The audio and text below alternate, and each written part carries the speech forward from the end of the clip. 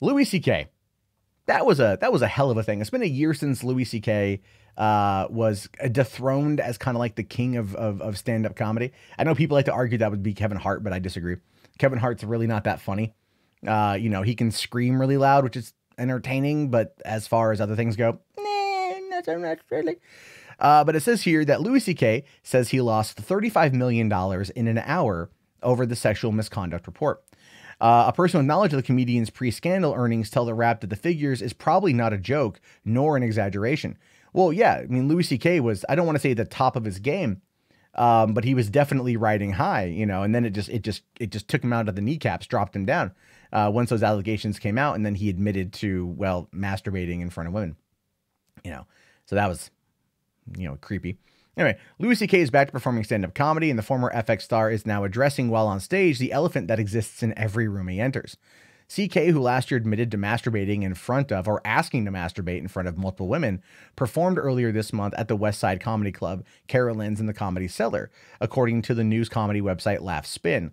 During a recent Wednesday set at the West Side Comedy Club, C.K. said he lost $35 million in an hour due to revelations of his sexual misconduct. Because think about what he lost at that point. So he had his movie, Daddy, I Love You, that he wrote and directed that was going to be coming out. The premiere was actually scheduled for that next week after the report dropped. I think the report dropped on like a Friday, and then Tuesday was the world premiere before the next Friday's release of the film.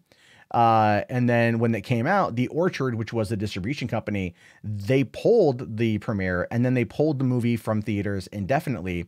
It did make its way out, I believe, online, so people could still see it if they wanted to, but like it made like no money. Chloe Grace Moretz is in the film. She basically was like, I hope it never sees the light of day, blah, blah, blah, blah, blah. So a lot of, that was a big thing. That could have been a big independent movie that ended up, just kind of falling on its face. He lost everything he'd been working on with FX. They completely fired him. They distanced themselves from him. They pulled Louis down from like the streaming services. I think it was pulled down from Hulu or Netflix or one of the two. I mean, he lost everything. So yeah, $35 million in an hour, I don't really believe is much of an exaggeration. It says here, while it's always hard to tell if a comic on stage is joking or exaggerating a point for comedic effect, a person with knowledge of CK's pre-scandal earnings told the Wrap that the $35 million figure is probably real. The Wrap attempted to reach CK through a variety of avenues for this piece, but his publicists and agents dumped him last fall over his deviant behavior, to which he publicly admitted.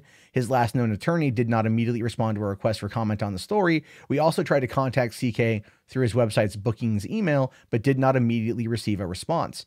CK is not active on social media, nor does he have any active television or film projects. Oh yeah, no, they booted him. They booted him out of Hollywood. I mean, he's done for a while, at least. He's out.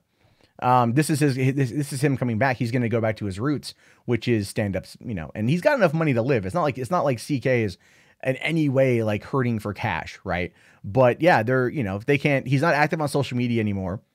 They can't talk to his attorney. They can't talk to his agent or publicist because he doesn't have one at the moment. At this point, Louis C.K. has become like the Bill Cosby version of Bill Murray. And I say that only in the jokey sense. He's not the same as Bill Cosby. What Louis C.K. did was very stupid. He had a lot of problems with drinking, and apparently he gets off on jerking off in front of other women. I guess he always asks permission. So there's silver lining, I guess. I don't even really know how to approach that, to be honest with you.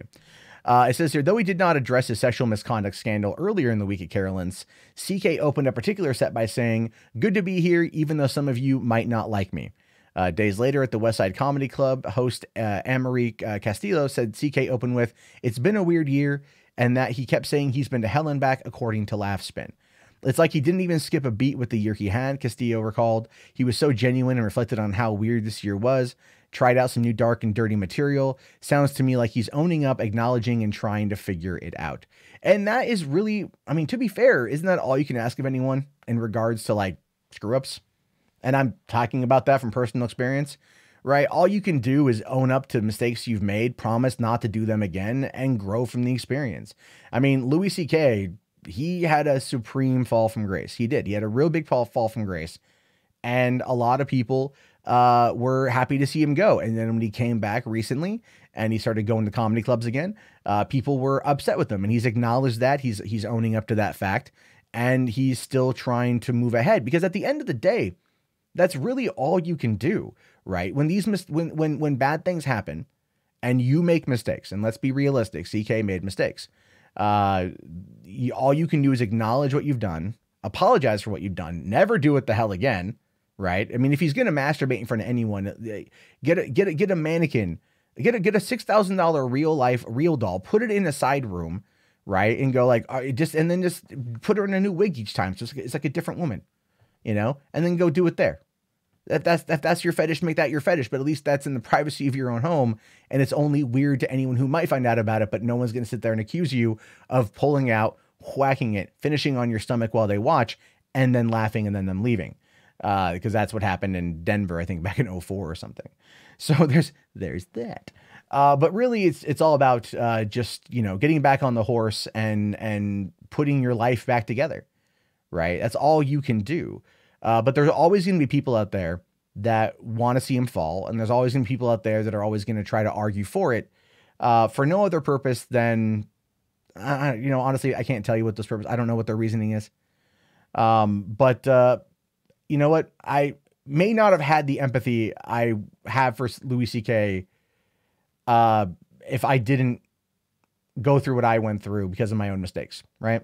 So my empathy for him is just that I'm glad to see him coming back. I'm glad he owns up to his problems and he's trying to be a better person as a result. At least that's kind of how I gauge it. Him losing the money in that time makes sense. It's unfortunate. I mean, even people who were associated with Gamergate back in 2014 lost money, right? Like there were some people that came out pro Gamergate that I know personally lost a lot of money because of the media reaction to it at the time and how they responded to their stance on it.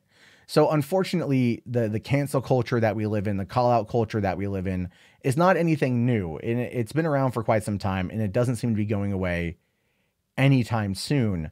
But at least in Louis C.K.'s case, he's trying, and there's nothing wrong with that, you know, provided you know you've done goofed in the past and you're not going to goof in the future.